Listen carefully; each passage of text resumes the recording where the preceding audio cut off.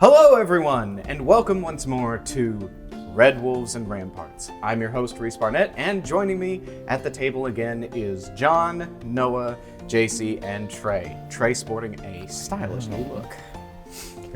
Last time, we approached the remains of this vessel and met a interesting goblin named Stibber. Stibber, being on the wiser side of things, decided, well, maybe it might be best not to encounter the adventurers, and decided to sleep through the encounter with his boss. As such, as they entered into the ship here, starting off with John sort of just being a distraction and everyone on the route, Althuk decided to join in on the distraction to some degrees by rolling a natural one on his stealth and just crashing through the roof, which started off this combat. And during said combat, you managed to take out the Goblin King. All that remains now is one Goblin Rogue and the Goblin Wizard. So, we're going to pick it back up where we left off, with it being JC's turn. We're going to finish up this combat, and then we'll keep going. So, JC, you are up on the roof. I believe you were facing this way last time, so because you wanted to hit that direction. So, go ahead and do whatever it is you're going to do. I believe that you can hit either of these two goblins here. Okay, I'll probably go with Ice Knife. Okay. Because I don't think it'll hit anyone else. No, it shouldn't if you're aiming for that one right there. It would hit Timble if you were aiming for the other one. Okay. And I do have the twin spell. I don't know if that's effective. That allows you to target a second character. So if you wanted to hit both of these with that, you could, but again, that would hit Timble if you targeted the other one. Okay, I'll just do the one. I'll Okay. just do the wizard then. So, okay, go ahead and roll. Oh wait, is it a dexterity saving throw for Ice Knife, or is it a... So it's an attack roll to do a d10, and then a dex save to not take the 2d6. So go ahead and roll for an attack. I'm going to see if I can pull up Ice Knife. Very easy. Oh, there, yeah. You'll be adding that. Oh, nice. Okay. Yeah, so on a hit, the target takes 1d10 piercing damage. So what did you roll a hit? 17 and then add 6 and 23. Yeah, that hits. So roll 1d10, then it needs to make a dexterity saving throw. That probably did not, so roll 2d6 damage on top of that 1d10. Is the D10 this one? Yes. Well, yeah, it's by power of 10, but just divided by 10, whatever the result is. Okay, 5. Okay, so then roll a d6 twice. This one. 1. 1. 3. 3. Okay. So as you fling forth this dagger of ice out from the top of the ship, you see it intersect into the Goblin Wizard. You see her kind of try to grab at it, and then suddenly it explodes into this glacier shatter. You see her just sort of frost forming on her hands where she tried to grab it, and just sort of seizes up, falling backwards. She is dead. Right off the bat, nice. So, going from JC's turn, Trey. I still hurt really bad. The Goblin King is Dead. yes. Okay. Then I'll run up to the Goblin Rogue. Okay. I will attack. Is that kind of where you want to be? Yeah, that's fine. Okay. 10, 12, 13, 14. Yes, that is. Okay. And then I'll also just do my offhand. Okay. 10. That also hits. Oh, Wait, sweet. 10? 10. No. Sorry. Okay. So 1, 8 damage. That also kills him. So As the wizard gets the ice knife, you run up and you just sort of on the last goblin. Its head cleaves off of its body, and the body falls suit. So, there wasn't a whole lot left after that last combat. As Althuk lands the final blow on the final goblin, quiet enters the ship finally. The tussle of combat dies down, and you are left surrounded by dead bodies of goblins.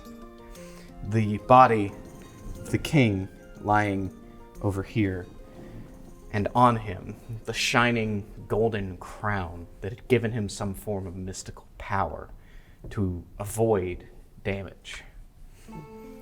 And as the combat dies down, eventually you hear footsteps coming up from behind. And as you sort of turn, poised to attack, you see Stipper raise his hands. Steva! Well, I'll be honest, not the massacre I was expecting, but I'll take either side at this point. Right. As you see him sort of walk past you and walk up to the Goblin King. Oh, Stipper, what are you doing? Getting your crown that you wanted. He takes one of the silver coins off of the goblin bodies, and you see him sort of wedge it in between the crown, kind of using it as like a bottle cap remover, and you see it sort of, the crown comes off, and he passes it over to Timble. Somebody tells me you probably weren't going to figure that one out. Yeah. Was that in his head? Yes. Oh. Yeah, you see sort of a line of like blood. Pull out a handkerchief. Is this the cure? I believe so. I mean, whatever it was certainly giving him some sort of healing. Also, not aging either. I think he was like 50 years old or something. Oh, wow. It's pretty old for a goblin. Mm-hmm. So, what's up for you? I'm going to flee up into the north and hope that I can find the rest of the tribe and hopefully not get murdered as a deserter.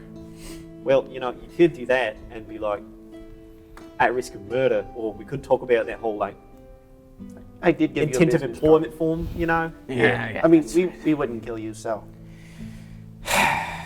It really is an interesting thing.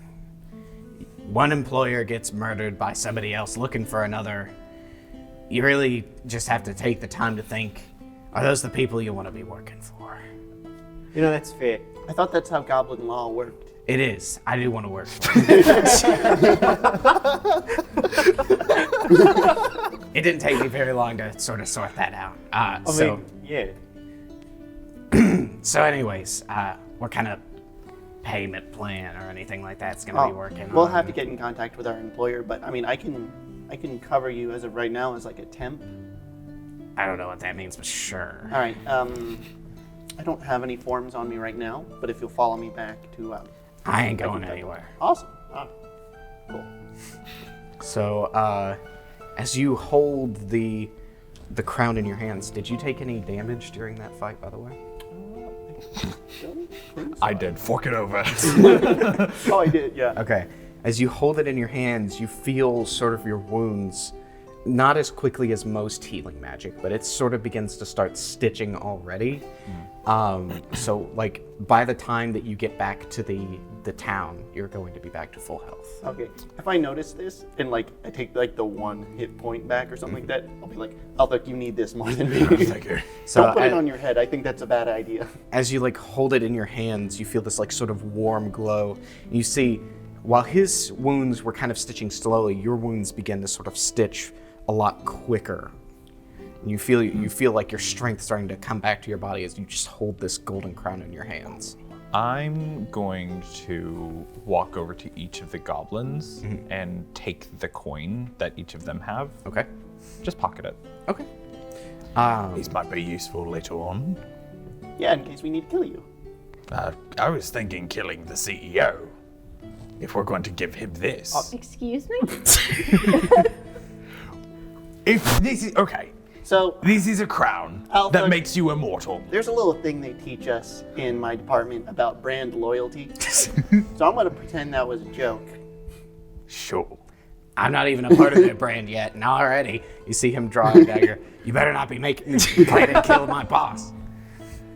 I'm just saying, if a person has an immortal crown, I don't trust them. I agree with keeping the silver coins on hand just in case, someone else, like our tour guide, for instance, decides, oh, it's my crown now, then we need to stop him, right?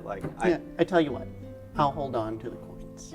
I'll hold on to the coins. You How can about hold we on to keep- the I'll hold crown. on to the crown. Yes. Yeah, we keep them separate, yeah. Oh, you should probably identify this. And also this still beating root heart. As you hold the crown in your hands, you feel like the warm glow, and as you hold the heart in your hands, you feel an overwhelming sense of dread. Sort of just like, Maybe hold one of those at a time. I open one of the urns, boop, put the heart in it, cram it down in there, and boop. You might pickle Probably in there. shouldn't let these touch also. I would hate to grow a whole tree person. It's in the urn, it's fine. Yeah. Yeah. Anyways, we'll do that back in town. Yeah. So, How much health did I get back? it is the equivalent of a short rest, so you can use hit die if you want to. Okay.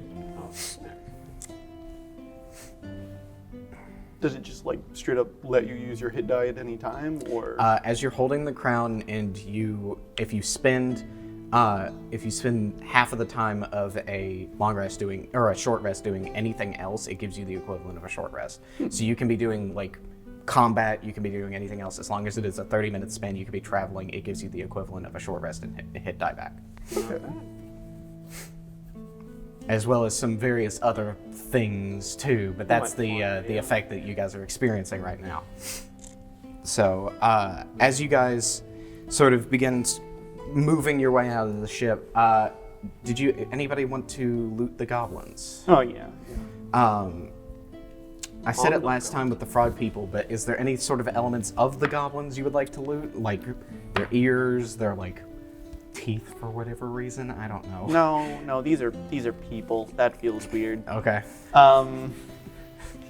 I'm not sure if we have any monster crafters in the The most important area, I guess, wouldn't even particularly be the goblins, but the area of where I'm sure the loot is behind the king's chair. As you sort of begin looking around, you find this sort of cubby where it appears that they have beds and stuff set up where they sort of were living in. You see there's a pseudo chest that is set up towards the back, and kind of opening it, you find a couple of just sort of assorted goblinoid valuables. You find a golden chalice that they seem to have picked up from somewhere that has some sort of liquid in the top of it. You find sort of this small golden necklace that was sitting around. Oh, and also the reason why you guys were here. As you guys begin sort of poking around all of the things, you eventually find this sort of crate that, as you kind of get close to it, it begins to reek of this awful smell. And as you kind of carefully peek inside, you find the dead bodies of 3 people piled up. I feel less weird about taking their teeth now. Um, Not saying we should, but You want to put them on the dental record? no, I mean obviously they're dead, so that doesn't really matter. But more so just saying wow, this is messed up. All right. Because they stuffed a. Yeah, Comrade. this is not a big box. Okay. Yeah, it is a very small box that you can see that a couple of them are missing arms and legs. Does it and look just like sort they of- were eating them? No, it doesn't look like they were eating them necessarily, but the arms and legs aren't there, so maybe they cut them off and ate them, but just mainly the bodies are just sort of, the torsos and heads are just sort of stuffed into this crate. And it is reeking a god-awful smell. We should probably bury them. And the last of it is, you see this long great sword that was leaned up against the Goblin King's throne, as well as some assorted gold coins that are piled up kind of on a side table next to it, where he appeared to have been counting them. About 30 gold pieces in count, as well as 50 silver pieces. And the greatsword is ornate, made from a very high quality silver, and has engravings and etchings upon it. You say great sword. This is a goblin. Is it a great It sword? is not a goblin's greatsword. Oh, this is like a legit This one. is a legitimate greatsword. Okay. And you can see that the Goblin King himself had a greatsword, but in comparison to this one, it is considerably smaller, which is why he probably wasn't wielding this one, because it is probably too heavy for him to wield. I'll walk over and just like inspect it. Looking over it, it's beautiful. It looks like that it was recently shined, and that seems odd because goblins don't look like the kind that would have shined it. But then again, it has sort of collected a bit of dust upon the blade itself, and the tip of it has been sitting in mud for quite a bit and has a little bit caked onto it. So you can tell that it was really well maintained, but has fallen into disuse over the course of probably like a week or two at this point. You think it was one of theirs? Probably. Yeah. But just in case, I've come across a lot of cursed artifacts in my day. Might be a good idea just to let me give it a once over before you like go sticking it in yourself or anything. Yeah, all right. Just you can hold on to it when we get back to town. Sure. So, that concludes sort of the loot basis that is going on. The loot. So, is So- there anything else that you guys want to do here? Do we want to bury the bodies here, or we can go above and beyond, bring them back to town, take them to like Rain or something like that, or get them prepped for like a boat ride home to their families that they presumably have? Sure, yeah. Oh, you mean the bodies of our comrades? Yeah, Yeah. no, not the goblins. I was like, that's seagull food, right? They stuffed, was that 3 bodies in a box? I don't. I think they're fine where they are. I think Chloe would want us to give them a proper burial. Right. Yeah. I don't know. I don't They're, know how we're they're gonna- quite decayed, though. How decayed are they? They look like they've been sitting in a box for a week or so. Gotcha. This is terrible. This is all my fault. Oh. Do explain. Development? Well- things. You know how I've been kind of shady with my backstory Yeah. and why we don't know exactly why we're here? Do you know exactly why we're I here? do know exactly why we're here. I'll just like, Well, So, do tell. Granddad kind of figured out that I don't do anything with the company, and he cut me off. And in rage, I kind of grabbed a random spell book and cursed him. So Oh. that's why I'm here, and that's why they're dead. So this is kind of all my fault. That's why we're also here. Yes. I say, well,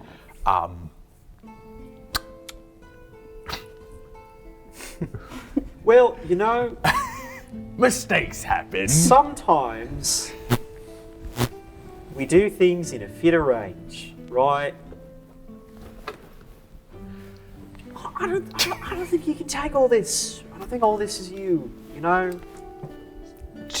This reminds me of the time that my cousin Alan killed my uncle, Benny. It's fine now. He got over the dead part. It helps whenever we're all, clerical workers. But have you talked to your grandfather about this? Kind of. So he said that the only way that he would really let me into the family was if I came and made sure that he got the cure. So yeah, that's why I'm here. Otherwise it would make no sense. I just to clarify for my own, edification. Is this about being let back into the money of the family, or like the family proper? Of course it's about the money. All right. What else? Okay. Wait a minute. You just said something about bringing someone back to life. Yeah, Why don't you just bring them back to life? I'm not that good. No. That was my grandpappy. It was also kind of a curse, you said, yeah? So Yeah. not. No. Not the body. In the. Oh, we can bring him back to the Yeah, the company can. Yeah, I forgot. Take it to my grandpappy. They'll be fine. Right as rain. More than likely.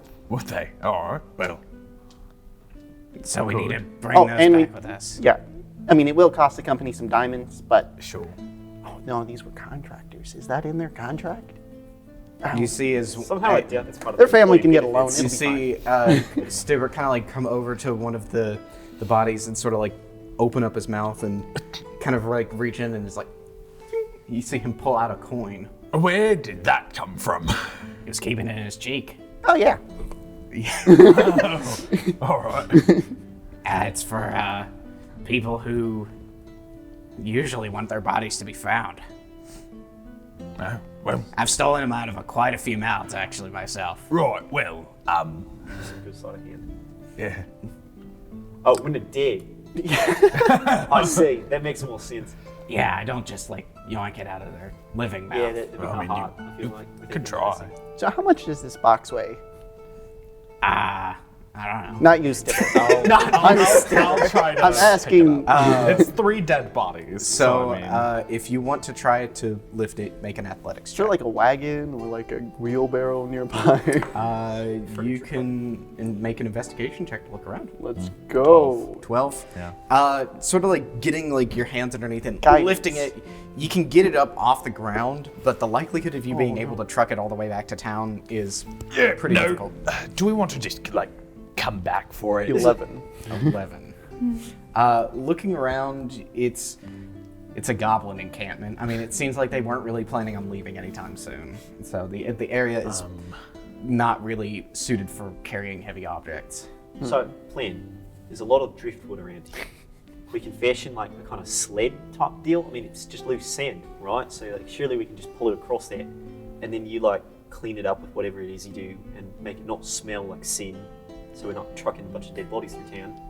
Poor. Aren't we literally doing that? Yeah, I mean- but like they want. It's just a crate to them, right? We That's what I'm could.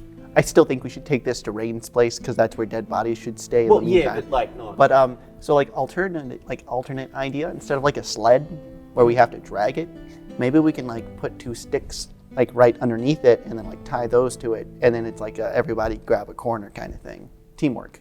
I can barely lift the backpack I have on now.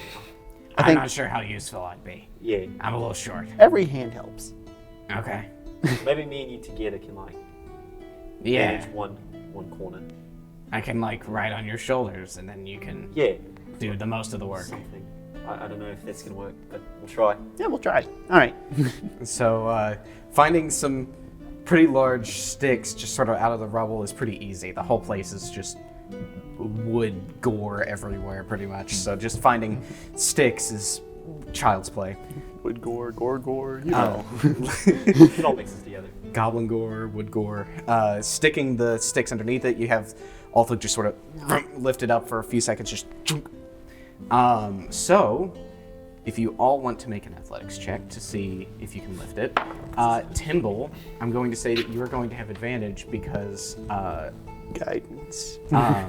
Stibber is going to ride on your shoulders and try to make both of you become one person height. to some degree. Gotcha.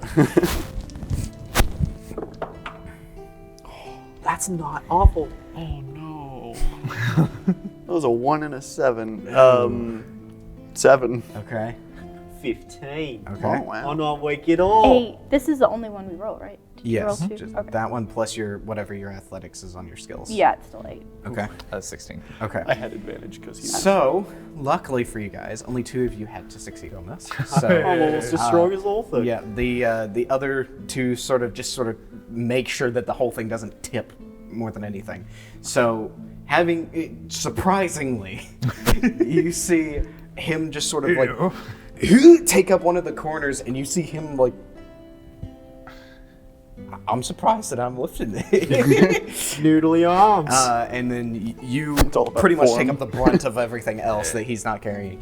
And course. with the 4 of you, or the 5 of you technically combined with Stibber, you managed to truck this kind of back to town. And by the time that you sort of get to the outskirts, you're all sort of like managing to like barely keep it up, and then eventually, as you kind of just get into town square, you just sort of all of you just let it fall down, and the crate just doesn't break. You there, boy. You see, there's like quite a few people like all of a sudden have just been like attracted to the equivalent of a town hero just coming in with like a large crate, and you see a couple of them coming over. No, it's not what you think. Please, no, please stay away. Do you need some help with this? Boy. Can you get Rain? Also, yes, we could use some help carrying this. All right, yeah. Bring us Rain and 3 strapping young men. You see like an older gentleman kind of be like, one second, Charlie, bring you and your sons over here, all right? Yeah, Charlie. Yeah, Charlie. You see this dwarf and these two like kind of like a little bit like buffer than Charlie himself. Charlie has a bit of a gut going on, but like he's still kind of like on the buffer side. Yeah. You see him and then come over and sort of like, where do you want this to? Rain, please. Yeah. All right, we'll take it over there. Ugh. Don't. Yeah. Don't. It's full of dead fish. Don't worry about it. Yeah. Sorry about that. All right. It's a shipment. Yeah. You see, they start chucking it or trucking it over to the Salvation Church in the middle of the town. And as you sort of are all like kind of stretching, getting your muscles less sore, what do you guys do? Should we like take a sec? Yeah, no. Also, like, what time of day is it? So you guys started in the afternoon, so about now it's not quite sundown yet, but you can see that the sky's starting to change colors above. Can you identify the things soon? Okay. But do we want to take a sec to sit down while I do that and just like recollect? So I have now realized we did not tell Rain. So I'm gonna go and tell Rain. You guys can stay here. How far is Rain's place away? I mean, it's just in the middle of town. It's just like a block away. Like, I'll just give you the crown if you want to go ahead and start identifying. It's just a block away. Yeah. Pull out the necklace with the copper pinned in on it and then put it to my head and I go, Rain, can you hear me? After a few seconds, you hear, "What is going on?" Oh, sorry, it's Spencer from before. You know the party that came in and started talking to you about the cure? What are you doing in my head? Oh, sorry about it. I just didn't want to walk over there. We're really tired. We carried a big box. Just letting you know, there's going to be a crate with some dead bodies of a couple of adventurers, the ones who came in before us. Just try and, if you could, just clean them up a bit. We'll drop by with some gold later. Okay, yeah, I can do that. What are you? How are you doing this? That's. Sorry, I have like ancient magical artifacts. Don't worry about it. Anyway, Okay. Thanks. Sure. Love ya. What? Really? And so as you finish that and you sort of begin sitting down, do you guys want to head back to the inn, or like where do you guys want to go I from mean, here? we can do that. We can check on Chloe. I think Chloe's probably fine. Yeah. Oh, we should tell her that her friends' bodies are. Can you do sure. that one too? Chloe is a she's little bit fur- farther. A little bit yeah, further. I Oh. don't think I have the range for it. All right. I mean, I can walk halfway in the dirt. I mean, we should probably present the information in person. It seems Yeah, right. that's fair. Not a phone call. Yeah. What's a phone? What's a phone? It's from a You mean like a sending far off stone? line. Yeah. Yeah. No. It's where I come from. They're called phones. Oh, it's like a regional thing. Yeah. I like the word. It's a good word. Where I come from, they're called Kellys. Tellies. Yeah. Yeah. I thought you said Kelly's. That'd be pretty funny. Kellys. Anyway, Oh yeah, they're called Kellys. let's go tell a lady that her friends are dead. Woo. Right. All right, I'm gonna wait here. Yeah, sure. Sit on. I've done this before. Okay. So, as we get ready to go and experience that, we're going to save that for the next episode, Oh no. where we will we'll unpack that situation. So thank you all for tuning in. I've been Reese. This has been my ragtag crew of, I guess, police officers coming to tell distraught people that they know are dead. And we'll be seeing you next time on Redwolves and Ramparts. Goodbye.